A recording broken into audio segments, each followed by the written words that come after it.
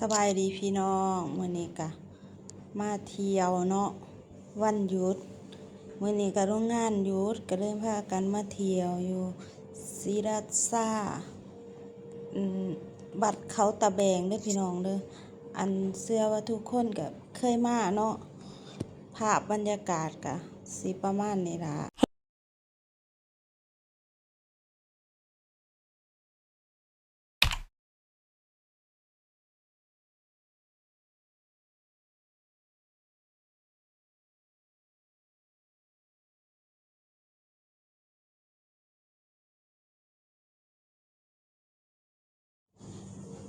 ตัดภาพมาเขาอัน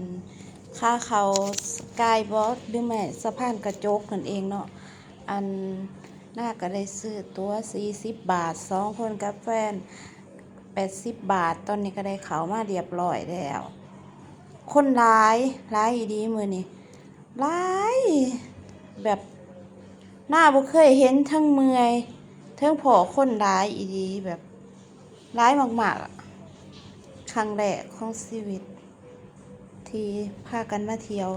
ชลบุรีบรรยากาศก็สิประมาณนี้ล่ะตกใจแน่หน่อยนึง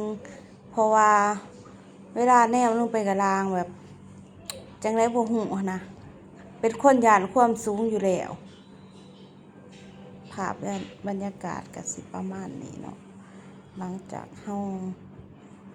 ข้ามสะพานมาแล้วก็มาบ่ายพระ